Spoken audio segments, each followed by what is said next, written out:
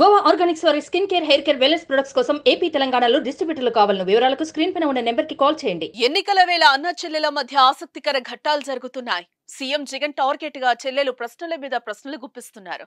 ఆంధ్రప్రదేశ్ కాంగ్రెస్ అధ్యక్షురాలు వైఎస్ షర్మిల మరోసారి ముఖ్యమంత్రి వైఎస్ జగన్మోహన్ రెడ్డికి లేఖ రాశారు.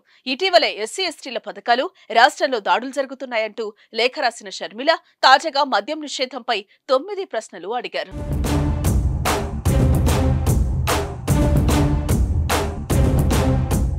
గత ఎన్నికల సమయంలో మద్యం విషయంలో ఇచ్చిన హామీలు ఎందుకు అమలు చేయలేదో చెప్పాలని అన్నారు. మద్యపాన నిషేధం గురించి నవసందేహాల పేరుతో రెండో లేఖను రాశారు. సంపూర్ణ మద్యపాన నిషేధం ఎందుకు అమలు చేయలేదని ప్రశ్నించారు. కల్తీ బ్రాండ్ల పేరుతో ప్రజల ప్రాణాలతో చెలగాటమాడుతున్నారని ఆగ్రహం వ్యక్తం చేశారు. 3 దశల్లో మద్య నిషేధం అని మోసం చేశారని, మద్యపానం నిషేధించిన తర్వాత ఓటు అడుగుతానని అన్నమాట వాస్తవం కాదా అన్నారు.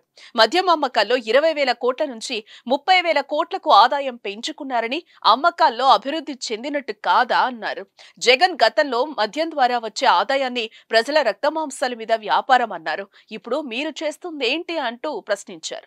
దేశంలో ఎక్కడా దొరకని బ్రాండ్లను విక్రయిస్తూ ప్రజల ప్రాణాలతో ఎందుకు చెలగాటమాడుతున్నారు అంటూ షర్మిల ప్రశ్నించారు. రాష్ట్ర వ్యాప్తంగా చేయూత, ఆసరా, అమ్మఒడి పథకాల అమలు బాధ్యతను బెవరేజెస్ కార్పొరేషన్ కు అప్పగించడాన్ని ఎలా సమర్థిస్తారో చెప్పాలని అన్నారు. రాష్ట్రంలో బెవరేజెస్ కార్పొరేషన్ ద్వారా 11,000 కోట్లు రుణాలు సేకరించారని ఎందుకు అనుకున్నారని ప్రశ్నించారు. డ్రగ్స్ పట్టుబడుతున్న రాష్ట్రాల్లో ఏపీ మొదటి స్థానంలో ఎందుకుందని ప్రశ్నించారు.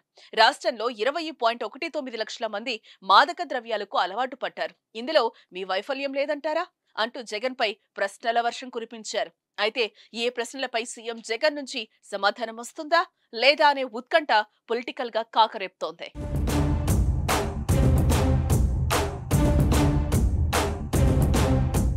సుమన్ టీవీలో మీ పర్సనల్ అండ్ బిజినెస్ ప్రమోషన్స్ కోసం కింది నెంబర్కి కాంటాక్ట్ చేయండి.